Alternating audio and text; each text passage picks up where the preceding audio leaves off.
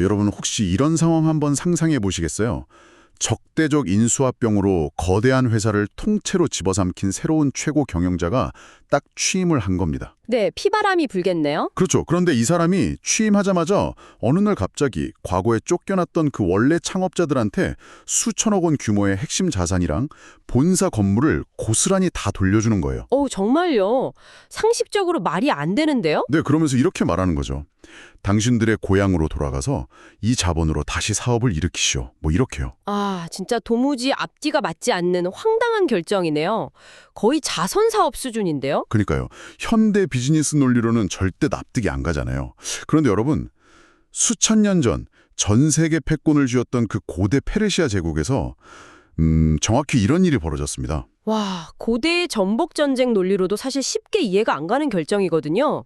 보통 제국이 피정복민을 다루는 방식은 철저한 억압이랑 통제잖아요. 맞아요, 맞습니다. 그래서 오늘 우리의 심층 탐구 목적지는 무슨 낭만적인 영웅서사가 아닙니다.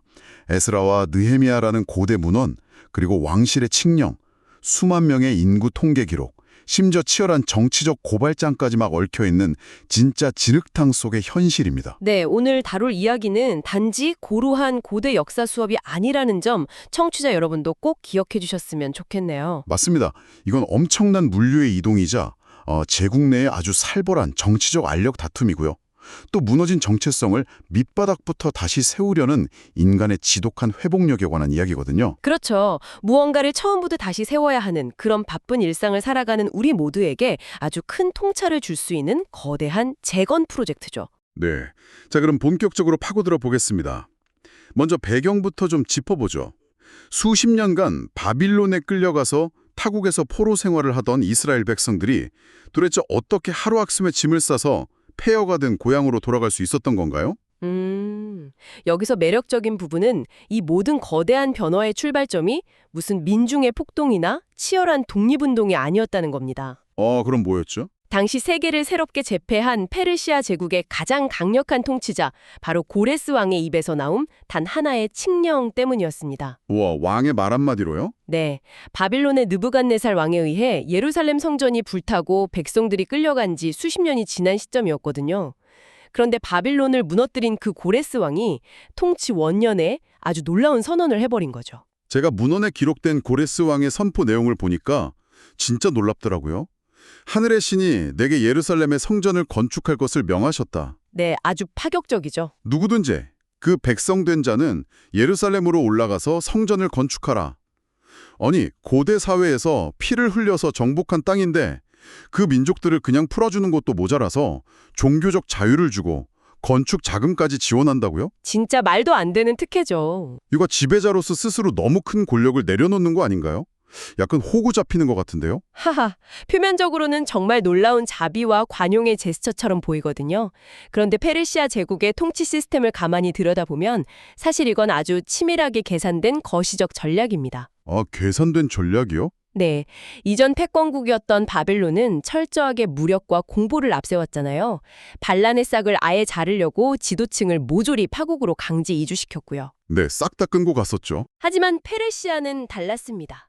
제국이 너무나 방대해졌기 때문에 그 모든 변방을 군사력으로 억누른다는 건 비용 면에서 엄청나게 비효율적이었거든요. 유지비가 너무 많이 드니까요. 정확합니다.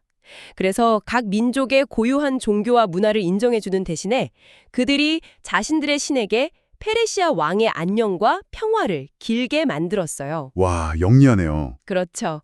변방의 자치권을 어느 정도 보장해줌으로써 자발적인 충성을 이끌어내고 제국 전체의 반란 리스크를 최소화하는 일종의 리스크 관리 비용이었던 셈이죠. 철저한 정치적 그리고 경제적 이익에 기반한 통치 철학이었군요. 그런데 여기서 진짜 흥미로운 건 단순히 그냥 돌아가라고 허락만 한 게 아니라는 거예요. 네, 지원 규모가 엄청났죠. 그 돌려준 자산의 규모가 정말 입이 떡 벌어질 정도더라고요. 과거 바빌론이 약탈해갔던 성전 기물들, 금대접 30개, 은대접 1000개, 막 금칼, 은칼들 합쳐서 총 5,400점이에 달합니다. 어마어마한 양이죠. 이 막대한 금은 기물들을 유다의 지도자인 세스바살의 손에 들려서 아주 고스란히 내어줍니다. 이 5,400점의 기물이 바빌론의 신전 창고에서 예루살렘으로 돌아간다는 게 어떤 의미인지 꼭 생각해봐야 하거든요. 단순히 비싼 걸 돌려받았다 이런 서원이 아니군요. 네, 고대 세계에서 전쟁은 곧 신들의 전쟁이었습니다. 이스라엘의 성전 기물이 바빌론의 전리품으로 딱 전시되어 있었다는 것은 이스라엘이라는 국가와 그들의 신이 완전히 패배하고 파괴되었음을 상징하는 낙인이었거든요. 아, 일종의 전시용 트로피였겠네요. 그런데 그것이 원래의 자리로 돌아간다는 것은 단순한 재물의 반환이 아닙니다. 국제사회를 향해서 이스라엘 공동체의 영적, 국가적 정체성이 다시 공식적으로 살아났음을 선언하는 거대한 상징인 거죠. 와, 막대한 자금도 확보했고 최고 권력자의 허락도 떨어졌고 잃어버린 국가적 상징물도 다 되찾았습니다. 자, 그럼 이제 만사형통이냐? 아니잖아요. 현실은 그렇게 녹록치 않죠. 결국 짐을 싸서 그 수백 수천 킬로미터를 걸어서 사막을 건너는 건 실존하는 사람들의 몫이니까요. 도대체 이 험난하고 불합실한 여정에 누가 자원을 했을까요? 네, 그 부분이 정말 중요합니다. 제가 문헌을 보니까 귀환민들의 인구 통계랑 명부가 아주 세밀하게 나오더라고요. 파로스 자손 2172명, 스바데아 자손 372명, 아라 자손 775명.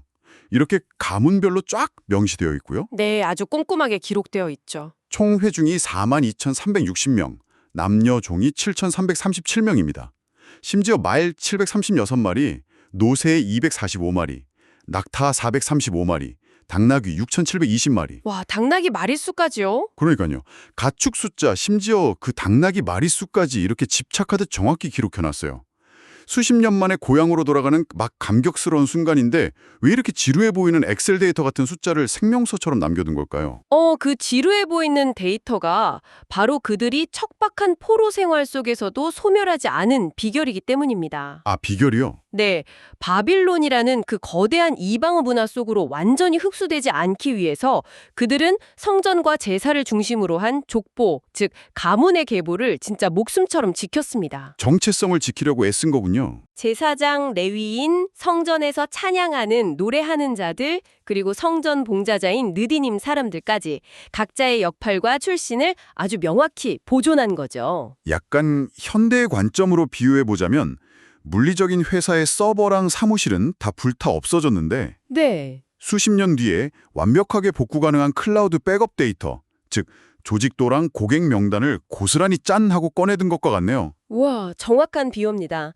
이 인구 통계는 단순한 조사가 아니라 그 잃어버린 세월 속에서도 정체성을 지켜낸 공동체의 위대한 승리 선언문 같은 겁니다. 이야, 그 수만 명의 인원과 수천 마리의 가축이 비옥한 초승달지대를 따라서 1,500km가 넘는 사막과 황무지를 건너는 물류의 대이동이잖아요. 상상만 해도 끔찍하죠.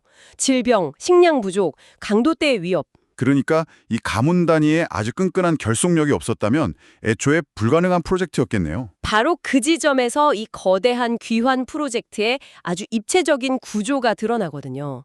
이 제거는 한 번의 이동으로 완성된 게 아닙니다. 아, 여러 번에 걸쳐서요? 네, 수십 년의 시차를 두고 세 가지 퍼즐이 순차적으로 맞춰지는 아주 긴 서사시였죠. 방금 우리가 이야기한 세스바살과 수룹바벨이 이끌었던 1차 귀환이 성전이라는 하드웨어를 다시 짓기 위한 발걸음이었다면 하드웨어 구축이군요. 이후 아닥사스다 왕 시대의 에스라가 이끈 2차 귀환은 국가의 빈 공간을 채울 법과 시스템, 즉 소프트웨어를 세우기 위한 과정이었습니다. 그리고 마지막으로 느헤미야가 주도한 3차 귀환이 성벽이라는 물리적 방화벽을 구축하는 단계로 이어지는 거죠. 와, 건물이 올라가고 그 안에 시스템이 쫙 깔리고 마지막으로 철조망을 두르는 아주 완벽한 순서군요. 그렇다면 그 소프트웨어 엔지니어 역할을 했던 에스라의 2차 귀환 여정으로 한번 들어가 보겠습니다. 네, 거기가 아주 극적이죠. 여기서 정말 영화 같은 장면이 연출되잖아요. 에스라가 무리를 이끌고 아하바 강가에 모여서 이제 출발을 앞두고 있는데 엄청난 딜레마에 부딪힙니다. 가만히 보니까 당시 에스라가 왕에게 우리 신은 우리를 지키신다 이렇게 엄청나게 호언장담을 해놨단 말이에요. 네, 호기롭게 큰 소리를 쳤죠. 그래놓고 막상 사막을 건너려니까 그 길목의 강도대가 얼마나 득실거리는지 본인이 아니까 차마 페르시아 왕한테 가서 군대 좀 빌려달라는 말을 못한 거잖아요. 창피해서. 하하, 솔직히 체미안이 말이 아니긴 하죠. 은 650달란트, 금 100달란트.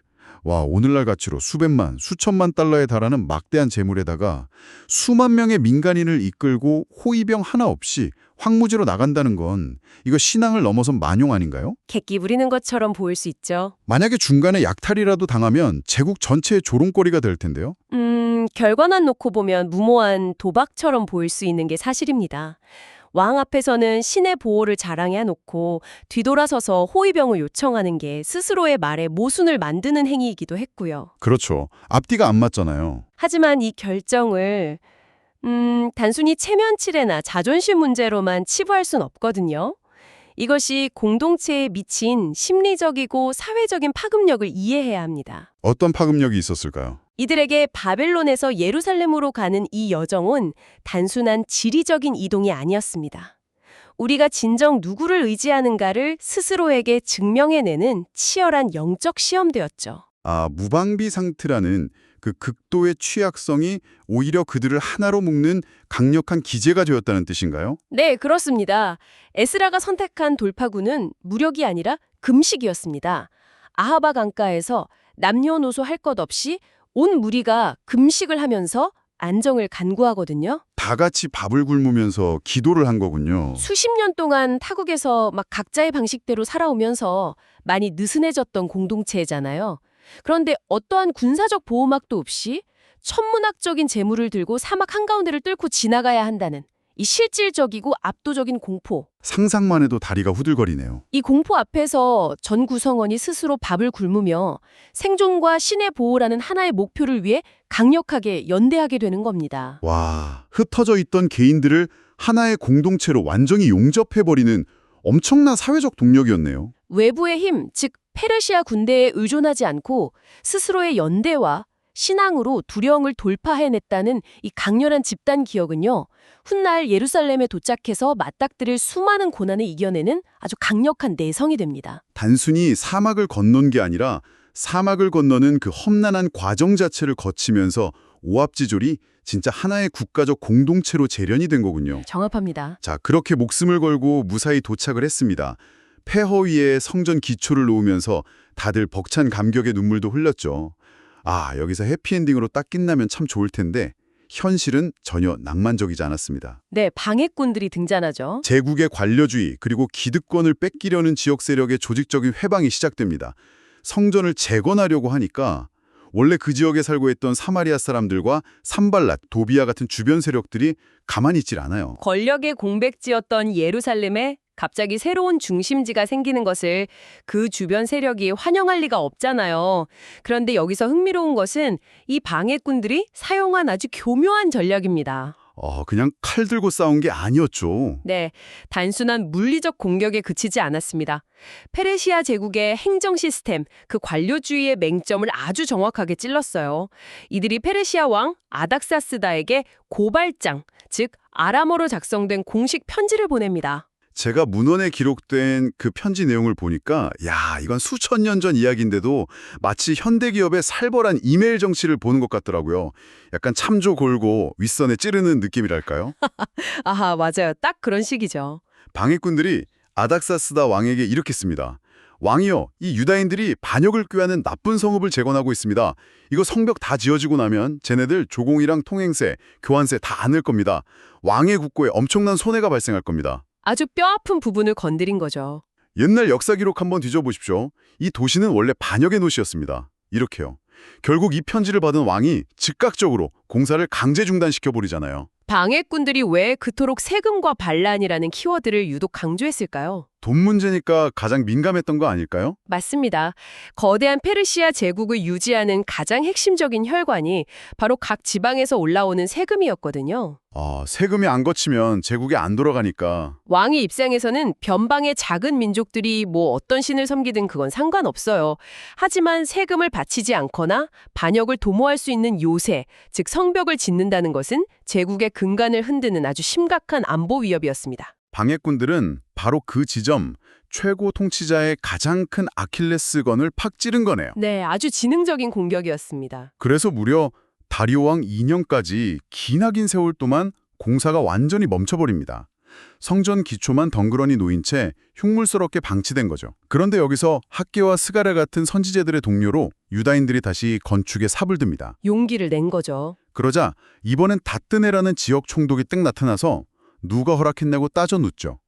유다인들은 옛날 옛적에 고레스 왕이 내린 칙령이 있었다고 맞서고요.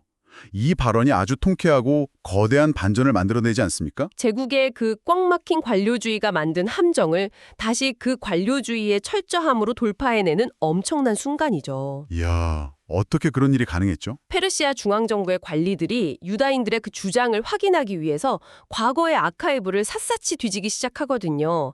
바빌론의 문서 보관소를 시작으로 먼지를 뒤집어 쓰면서 결국 메데도의 앙메다 궁성까지 찾아갑니다. 그리고 마침내 찾아내잖아요. 수십 년 전에 쓰인 그 고레스 왕의 원본 칙령을요. 네, 이 원본을 딱 확인한 다리오 왕의 반응이 진짜 압권입니다. 공사를 멈추게 했던 상황이 완전히 뒤집혀버리죠. 다리오 왕이 뭐라고 했나요? 방해하던 총독 다뜨네와 그 일당에게 이렇게 명령합니다. 성전 공사 근처에 얼씬도 하지 마라. 그리고 너희가 거두어들인 세금으로 유다인들의 건축 비용을 전액 끊임없이 지원해라. 와, 완전 역광광이네요. 심지어 만약 이 명령을 어기는 자는 그 자의 집에서 들보를 빼어내어 그를 그 위에 매달아 버리겠다고까지 경고합니다. 딴지 걸려다가 오히려 자기들 지갑을 털어서 유다인들 공사비를 대주게 생겼네요. 진짜 제국의 방대한 행정 시스템이 처음에는 억울하게 공사를 중단시키는 위기를 가져왔지만 반대로 그 치밀한 기록 보존 문화 덕분에 제국의 법적 보호망과 재정적 지원이라는 가장 확실한 기회를 얻어낸 거군요. 정확한 통찰입니다. 결국 페르시아의 그 꼼꼼한 기록 문화와 법치주의가 성전 재건을 가능하게 한 결정적 요인으로 작용한 거죠. 자, 이렇게 성전, 즉 종교적 중심지라는 하드웨어가 세워지고 에스라를 통해 율법이라는 소프트웨어가 쫙 선포되었습니다. 하지만 물리적인 보호막, 즉 도시를 둘러싼 성벽이 아직 없으니 이 도시는 끊임없는 외부 공격과 약탈에 무방비로 노출될 수밖에 없었죠. 항상 불안에 떨어야 했죠. 바로 이때 완전히 다른 결을 가진 리더가 무대에 오릅니다. 3차 귀환의 주역이자 강력한 방화벽을 세우러 온 탁월한 행정가 느헤미야입니다. 느헤미야는 영적 지도자였던 에스라와는 완전히 다른 스타일이었습니다. 그는 철저한 현실 정치인이자 아주 탁월한 행정가였거든요. 직업부터가 남다르잖아요. 네, 당시 그는 페르시아 아닥사스다 왕의 최측근인 술 맡은 관원이라는 최고위직에 있었습니다. 고대 제국에서 왕의 마실 것을 책임진다는 것은 언제 일어날지 모르는 독살의 위협으로부터 왕의 생명을 지키는 가장 신인받는 자리였거든요. 그러니까 가만히 궁궐에만 있으면 평생 국위영화와 최고의 권력을 누릴 수 있는 아주 편안한 위치였잖아요. 그런데 고향 예루살렘의 성벽이 다 허물어지고 불탔다는 소식을 듣고는 며칠을 슬퍼하며 금식하더니 왕에게 부탁해서 유다 총독으로 자원해서 떠납니다. 정말 쉽지 않은 결정이죠. 매일 적들이 언제 쳐들어올지 몰라서 한 손에는 창칼을 들고 다른 한 손으로는 흙먼지를 뒤집어 쓰며 벽돌을 날라야 하는 최전선 재건축 현장 소장이 된 셈이에요. 느헤미야의 진가는 외부의 적들, 그러니까 산발락과 도비아의 암살 위협에 대처할 때뿐만 아니라 내부의 골마 터진 문제를 해결할 때 훨씬 더 빛을 발하거든요. 아, 내부에 문제가 있었나요? 당시 귀환한 이스라엘 공동체는 경제적으로 완전히 붕괴될 위기에 처해 있었습니다. 페르시아 제국의 그 무거운 세금을 은으로 납부해야 하는데 흉년까지 겹치니까 가난한 백성들은 생존을 위해서 자신의 밭과 포도원을 저당 잡히고 심지어 자녀들을 노예로 팔아야만 했어요. 세상에, 아니 밖에서는 척들이 죽이겠다고 포위하고 비웃고 있는데 성 안에서는 빈부격차 때문에 자기들끼리 막 고리대금으로 착취하고 원망하고 있었군요. 맞습니다. 그런데 그 고리대금을 챙기고 백성들을 착취한 자들이 다름 아닌 같은 유다의 귀족들과 민장들, 즉 기득권층이었습니다. 같은 민족끼리 너무하네요, 진짜. 공동체가 내부에서부터 철저하게 붕괴되고 있었던 거죠. 이때 느헤미야가 꺼내든 카드는 단순한 도덕적 훈계가 아니었습니다. 대회를 열어서 기득권층을 아주 강력하게 꾸짖고 저당 잡은 토지와 이자를 즉각 돌려주게 합니다. 강력한 리더십이네요. 여기서 끝이 아닙니다. 느헤미야 본인이 총독으로 부임한 12년 동안 자신과 자신의 형제들이 마땅히 받아야 할 총독의 녹, 즉 막대한 월급과 식량 배급을 단 한 번도 받지 않았습니다. 와, 12년 동안 무보수라고요? 네, 자신의 권리를 완전히 내려놓은 거죠. 당시 착취당하면서 벼랑 끝에 몰려있던 백성들 입장에선 자기들이 모시는 최고의 권력자가 기득권을 스스로 턱 포기하고 자신들의 세금 부담을 줄여주는 걸 바로 눈앞에서 본 거잖아요. 엄청난 충격이었겠죠. 나도 내 권리 포기할 테니 너희도 착취를 당장 멈추라. 이 제로급여 정책, 이건 단순한 선행이 아니라 기존의 착취적인 경제구조의 사슬을 아주 끊어버리는 엄청난 경제적, 사회적 충격 요법이었겠네요. 그 충격과 감동이 바로 분열되어서 산산조각 날 뻔했던 여러 가문들을 하나의 강력한 결속체로 묶어낸 진짜 원동력이었습니다. 리더의 설선수범이 사람들을 움직인 거군요. 자신의 안위를 버리고 공동체를 위해 환신하는 리더를 본 백성들은 정말 놀라운 힘을 발휘하거든요. 수많은 방해와 살해 위협 속에서도 그들은 불과 52일 만에 그 거대한 예루살렘 성벽 재건을 기적적으로 마쳐버립니다. 52일 만에요? 야, 그야말로 뼈를 깎는 헌신이 만들어낸 기적이네요. 이 성벽 재건 이후의 장면을 보면 진정한 회복의 의미가 무엇인지가 아주 명확해집니다. 어떤 장면이죠? 성전과 성벽이라는 하드웨어가 딱 완성된 후에 백성들은 예루살렘 광장에 모입니다. 에스라가 율법을 낭독하자 백성들은 일제히 눈물을 흘리며 회개하고요. 또 나뭇가지를 베어다 초막을 짓고 일주일 동안 초막절 명절을 지키며 아주 크게 기뻐합니다. 아, 드디어 마음껏 기뻐할 수 있게 되었군요. 단순히 건물을 세운 것을 넘어서서 그동안 잃어버렸던 신앙적, 민족적 정체성이 마침내 완벽하게 재건되었음을 상징하는 감격스러운 순간이죠. 바빌론의 포로지에서 그 황량한 예루살렘까지 제국의 생리와 리스크 관리를 철저히 계산해서 칙령을 내린 페르시아의 왕들, 그리고 자신의 가문과 족보를 잊지 않고 수천 마리의 가축을 이끌고 험난한 사막을 건넌 사람들, 또 관료주의의 틈새를 파고든 적들의 치열한 정치적 암투와 편지들, 정말 숨가쁜 여정이었습니다. 그리고 무엇보다 무방비 상태의 두려움을 딛고 일어선 에스라와 12년간 무보수로 일하며 백성들의 무너진 마음을 다독인 느헤미야 같은 리더들의 헌신, 이 모든 기나긴 여정이 수십 년에 걸쳐서 마치 하나의 웅장한 퍼즐처럼 완벽하게 맞춰졌네요. 네, 거대한 역사의 수레바퀴, 그 제국의 흥망성쇠 속에서도 결국 진정한 변화를 만들어낸 것은 무슨 거창한 기적이 아니었습니다. 절망적인 현실 속에서도 각자의 자리에서 자신이 날아야 할 벽돌을 묵묵히 쌓아올렸던 평범한 사람들의 연대와 끈기, 바로 그것이었죠. 청취자 여러분, 오늘 여러분은 어떤 프로젝트에 기반을 닦고 계신가요? 쏟아지는 방해꾼들의 회방 속에서 벅차하시거나 아니면 삶의 무너진 기초를 진짜 밑바닥부터 다시 세워야 하는 그런 지난한 시기를 통과하고 계신가요? 아마 많은 분들이 각자의 사막을 건너고 계실 겁니다. 그렇다면 수천 년 전 이들이 남긴 그 집요한 기록과 연대의식, 치열한 정치적 압박 속에서도 결코 흔들리지 않았던 그 단단한 끈기를 꼭 기억해 보시기 바랍니다. 네, 큰 위로와 용기가 될 수 있겠네요. 마지막으로 오늘 우리가 살펴본 그 길고 긴 명단 중에 짧지만 굉장히 시선을 끄는 사람들의 이야기가 하나 있습니다. 에스라 2장과 느헤미야 7장의 족보를 보면요. 델멜라와 델하르사 같은 곳에서 올라온 사람들의 무리가 스쳐 지나가듯 기록되어 있거든요. 아, 그 증명하지 못한 사람들 말씀이시군요. 맞아요. 이들은 사막을 건너서 고향으로 돌아오기는 했는데 자기 조상의 가문이 어디인지, 진정 이스라엘 출신이 맞는지 끝내 증명할 길이 없었던 사람들입니다. 심지어 어떤 이들은 족보를 찾지 못해서 제사장 직분에서 배제당하는 수모까지 겪어야 했죠. 뼈아픈 참회를 겪었겠네요. 여러분 한번 상상해 보십시오. 자신이 누구인지, 어디에 속했는지 증명할 완벽한 서류도, 화려한 족보도 없었습니다. 남들처럼 번듯한 기득권도 당연히 없었죠. 하지만 그럼에도 불구하고 그 멀고 험한 사막을 건너 약탈자들이 득실거리는 황무지를 향해 다른 이들과 함께 묵묵히 발걸음을 옮겼던 이 사람들의 마음은 과연 어땠을까요? 정말 숙연해지네요. 어쩌면 진정한 자격과 소속감이란 완벽하게 작성된 이력서나 결점 없는 증명서에서 나오는 것이 아닐지도 모릅니다. 이름조차 명확히 남기지 못한 채 무너진 성벽을 세우기 위해 기꺼이 땀 흘리며 함께 흙 묻은 벽돌을 나르던 그 거칠고 투박한 두 손. 바로 그곳에서부터 진정한 소속감과 위대한 재건이 시작되는 것은 아닐까요? 오늘 이야기를 들으시며 이 질문을 여러분 각자의 삶과 공동체에 한 번쯤 던져보시길 바랍니다. 오늘 준비한 심층 탐구는 여기서 마칩니다. 끝까지 함께해 주신 여러분 고맙습니다.